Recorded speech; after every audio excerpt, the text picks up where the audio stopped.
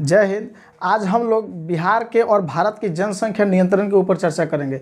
यानी जनसंख्या नियंत्रित करने के लिए क्या क्या विधियां है। देखिए, जनसंख्या नियंत्रण करने के लिए इतने मैं विधियां लिखा हूँ, 4 विधियां मैं लिखा हूँ, इसी विधि द्वारा नियंत्रित किया जाता है। सबसे उचित विधि कौन सा है, मैं इस विधि के ऊपर चर्चा करूंगा कि बिना ऑपरेशन कराए आप कैसे जनसंख्या को नियंत्रित कर सकते हैं। इन सब पर चर्चा करने से पहले सबसे पहले हम देखेंगे कि माँ के पेट में भ्रूण कैसे बनता है। देखिए, एक होता है शुक्राणु, एक होता है अंडाणु। देखिए, इसको हम लोग स्पर्म कहते हैं, इसको ओवरी कहते हैं। ये शुक्राणु हो गया, ये शुक्राणु हो गया, ये शुक्राणु हो गया और ये अंडाणु हो गया। जब दोनों आपस में मिलता है तो जाइगोट का निर्माण होता है, यानी कि युग्मनज का निर्माण होता है और ये बाद में चलकर भ्रूण का रूप ले लेता है। ये भ्रूण का रूप ले लेता है, ये भ्रूण बन जाता है माँ के पेट में। जब तक बच्चे उसे भ्रूण कहते हैं। देखिए, इनसे अगर ये स्पर्म और ये ओवरी यानी कि अंडाणु शुक्राणु को किसी तरह अगर मिलने ना दिया जाए तो जनसंख्या को नियंत्रित कर सकते हैं। देखिए, इसी को नाम मिलाने के लिए हम इन सब चीज़ों पर चर्चा करेंगे। सबसे पहले प्राकृतिक विधि। प्राकृतिक विधि ये है कि जब मादा की योनि में पेनिस यानी संभोग के समय जब मादा की योनि में पेनिस रहता है तो उसे स्पर्म को डाला जाता है। तो स्पर्म जब रिलीज हो उससे पहले उसको बाहर निकाल करके हम उसको कंट्रोल कर सकते हैं, लेकिन ये उतना उचित विधि नहीं है। देखिए, यांत्रिक विधि के ऊपर चर्चा करेंगे। यांत्रिक विधि का मतलब हो गया ये मेल और फीमेल दोनों में होता है। ये मेल में भी उपयोग होता है और ये फीमेल में। मेल में कॉन्डोम का उपयोग होता है और फीमेल में कॉपर टी का होता है। Copper T. देखिए, ये एक पेनिस के ऊपर कॉन्डोम एक लचीला और रबर जैसा गुब्बारे जैसा संरचना होता है जो संभोग यानी सेक्स होने से पहले मेल अपने पेनिस के ऊपर उसको लगा लेता है, जिससे स्पर्म रिलीज होता है। मान लीजिए कि ये पेनिस है, इसके ऊपर रबड़ का एक परत लगाया जाता है। जब पेनिस जब ये रिलीज होता है स्पर्म, तो ये इसी में रह जाता है, ये इसकी योनि में नहीं जा पाता है। जब जाएगा ही नहीं तो ये यहाँ से अंडाणु से निषेचित नहीं कर पाएगा। यानी उससे जब मिल जाता है तो उसको फर्टिलाइजेशन करते हैं जब जाइगोट बनता है। देखिए, ये यांत्रिक विधि हम जान गए। उसके बाद सर्जिकल विधि, यांत्रिक विधि में फीमेल में भी होता है। इसके योनि में कॉपर टी लगा दिया जाता है, जिससे स्पर्म आगे नहीं जा पाता है, वहीं पर रुक जाता है। यानी कि ये मेल में कॉन्डोम और फीमेल में कॉपर टी का उपयोग करके इसका उपयोग करते हैं। देखिए, सर्जिकल विधि ये बहुत ज़्यादा चलता है क्योंकि ये हमें उतना अच्छा भी नहीं लगता है। ये अपना अच्छा खासा शरीर को एकदम ऑपरेशन करके ये जो अंडाणु है, जो बनाने का जो फैक्ट्री है, जो ओवम बनाता है, इसको ही काट के निकाल दिया जाता है, इसको भी निकाल दिया जाता है। ये उतना उचित अच्छा नहीं है क्योंकि आदमी जवान है, अच्छा खासा स्वस्थ है, बेकार के ऑपरेशन करके अपना शरीर खराब कर लेता है। देखिए, तो ये सर्जिकल विधि भी उतना अच्छा नहीं है। आप इन सब विधि भी उतना उचित नहीं माना जाता है। ये खर्चीला विधि है, ये तो बिना खर्चा कह लेंगे हो नहीं पाता है। सर्जिकल विधि में तो बहुत ज़्यादा खर्चा लगता है, लेकिन लाइफ टाइम हो जाता है, लेकिन उतना उचित विधि नहीं माना जाता, शरीर खराब हो जाता है।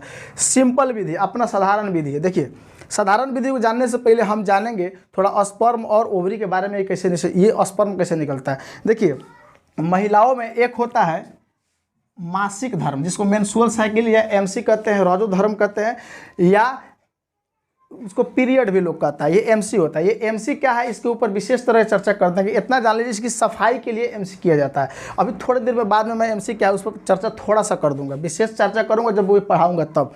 अभी हमारा फोकस है जनसंख्या नियंत्रण पर, तो उसके बारे में बताऊंगा। देखिए, ये अंडाणु है, इधर शुक्राणु है। जब शुक्राणु ये अंडाणु कब निकलता है, जिस दिन ये मेंस्ट्रुअल साइकिल होता है। मान लीजिए कि 1 तारीख को मेंस्ट्रुअल साइकिल हो रहा है, तो ठीक उसके 14वें दिन ये इससे और ओवरी निकलता है, इससे ओवरी निकलता है। मेंस्ट्रुअल साइकिल होता है तो लगभग 1 से लेकर के 5 दिन तक, 4 दिन तक लगभग, मान लीजिए 1 से 4 दिन तक थोड़ा वो पीरियड अच्छा नहीं माना जाता है। लेकिन जब उस 4 दिन के बाद सब साफ हो जाता है तो कोई दिक्कत नहीं है। 1 तारीख को हुआ था, 14 तारीख को यानी कि जिस मेंस्ट्रुअल साइकिल हुआ उसके 14वें दिन अंडाणु निकलता है और फैलोपियन नलिका में इंतजार करता है कि इधर से स्पर्म जाए। अगर उस समय स्पर्म उसको मिल जाएगा तो वो निषेचित हो जाएगा और वो महिला गर्भवती हो जाएगी।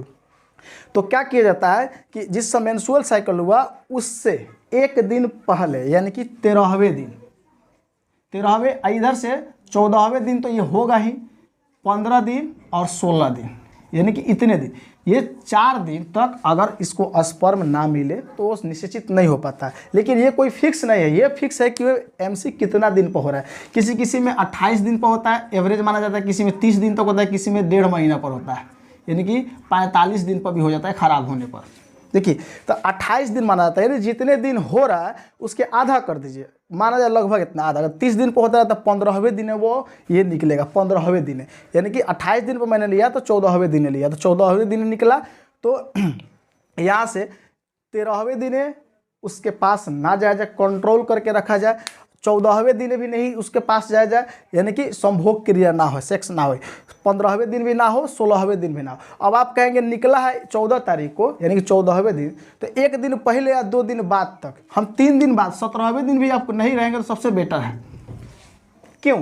देखिए इसके पीछे रीज़न क्या है कि हमारा जो स्पर्म है ना, स्पर्म देखिए इधर 12 घंटा जिंदा रहता है, जो शुक्राणु है ना ये 12 घंटा जिंदा रहता है, और जो अंडाणु है ये 36 घंटा जिंदा रहता है, यानी कि 1.5 दिन। मान लेते हैं 14वें दिन ये ओवरी निकला है, तो उस दिन अगर उसको शुक्राणु मिल जाए, यानी कि वीर्य जो कहते हैं स्पर्म मिल जाए, तो निषेचित हो जाएगा। 15वें दिन यानी कि ये चला जाएगा तो कितना हो जाएगा, 24 घंटा हो जाएगा, और फिर 16वें दिन लगभग 48 घंटा हो जाएगा। देखिए अगर मान लीजिए टाइम इसका थोड़े पता रहता है कितना दिन तो कितना टाइम बनेगा, तो टाइम देख के आप जाएंगे, पता थोड़े चलेगा। तो इसलिए 3-4 दिन, 1 2 3 4 5, यानी 4 से 5 दिन तक अगर दूर रहा जाए तो कोई दिक्कत नहीं है। देखिए 14वें दिन से इतने 17वें दिन तक उसे अगर कंट्रोल कर लिया जाए तो जनसंख्या नियंत्रित रह सकता है। उसके आगे पीछे आप संभोग यानी सेक्स क्रिया कर सकते हैं, लेकिन इतना दिन तक आप बच के रहिए ताकि उसको स्पर्म ना मिले, क्योंकि 36 घंटा बाद ये खुद ही मर जाता है, गर्भाशय की दीवारों में आके चिपक जाता है। अब आपके दिमाग में चलता होगा एक दिन पहले स्पर्म इसको क्यों नहीं होना चाहिए। देखिए एक दिन पहले ये 12 घंटा जिंदा रहता है। मान लेते हैं कि आप पहले से इसमें स्पर्म आप लोड किए रहेंगे, तो फटाक से 12 घंटा तक ये जिंदा रहेगा, अब फटाक से इधर निकलेगा, उसी से निषेचित हो जाएगा। इसलिए जिस दिन यानी कि जिस दिन मेंस्ट्रुअल साइकिल हो रहा है कितना दिन पर होता है ये तो आप पूछ ही सकते हैं। 1 महीना पूरा है तो 15वें दिन, तो 14वें दिन से आप उसके संपर्क में ना रहिए, उससे 3-4 दिन आगे पीछे 5 दिन तक ना रहिए। अब इतना तो भी अगर कंट्रोल अगर आपसे नहीं होता है तो भाई नहीं चाहते कि जनसंख्या नियंत्रित करना, ये जब स्पर्म इसको नहीं मिल पाएगा तो ये आराम से 14वें दिन निकला, यानी कि इस दिन पर ये मेंस्ट्रुअल साइकिल हुआ, 14वें दिन पर ये ओवरी निकला और ये मर जाएगा 36 घंटा में, तो फिर 28वें दिन है ये यहाँ पर आकर मर जाएगा 36 घंटे में, तो यहाँ पर दीवारों में चिपक जाएगा। चिपकने के बाद क्या होगा कि यहीं पर गंदगी हो जाएगा, तो इसको साफ करने के लिए वो हार्मोन निकलता है और इसको हार्मोन से तोड़ दिया जाता है। तोड़ के आप ब्लड से धो के इसको बाहर निकाला जाता है। ऐसा थोड़ा ही है कि आप इसको साबुन सरफ से धोएंगे, वॉशिंग मशीन से इसको ब्लड से धोया जाता है और धो के साफ करके पूरा निकाल दिया जाता है, ताकि फिर ये ओवरी नया निकले। तो फिर क्या होता है 28वें दिन ये फिर मेंस्ट्रुअल साइकिल हो जाएगा, यानी MC हो जाएगा, और फिर इसके 42वें दिन इधर से निकलेगा।